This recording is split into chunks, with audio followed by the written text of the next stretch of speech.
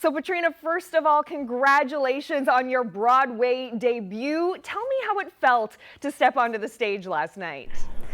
It was absolutely incredible. I mean, indescribable is the only way I can ever find to describe it. The energy in the house was so amazing. Everybody was there to support us because opening nights here are generally invited houses of friends and family and investors and supporters. So it was just it was a giant love-in last night to step out there. And knowing that it was the official Broadway opening of the show and my own personal Broadway debut, plus several other members of our cast, was a dream, an absolute dream. And you talk about the energy in the room. Can you tell me a bit about the reaction of the audience to the show?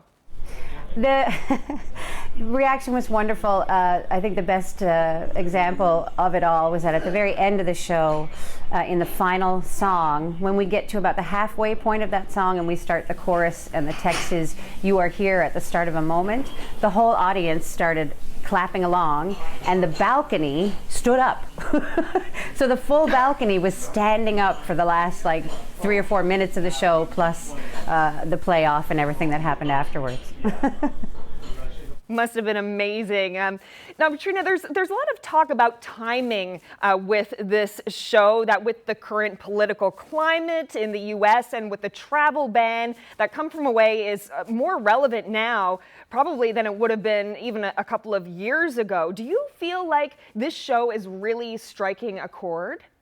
Absolutely. People are telling us that. The people who are coming to see the show, a lot of those people are saying this is a story that we need to hear right now to remind us that we're all a part of the human race is all one big family in the end, and all we have in the end is each other to take care of.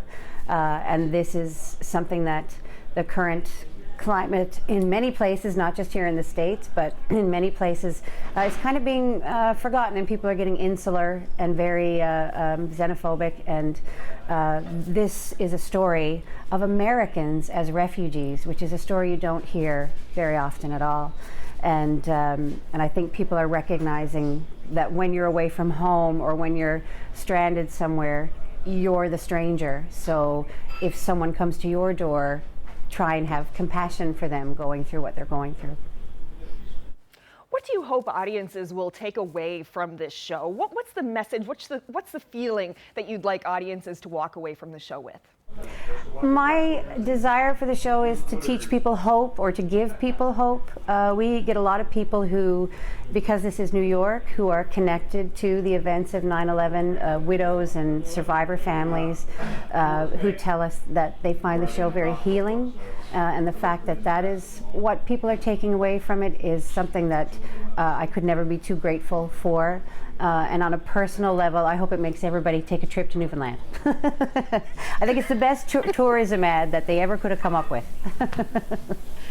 And it seems like, there have really been glowing reviews of this show. The New York Times, the Washington Post, they all had great reviews of the show in their publications today. As an actor, how much weight do you give those reviews?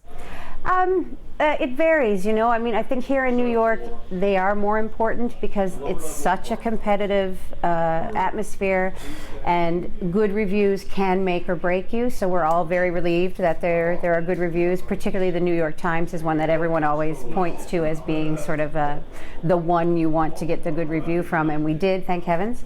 But in terms of, for myself, reading them, I don't read them for my own to see what they say about me kind of thing, you know what I mean?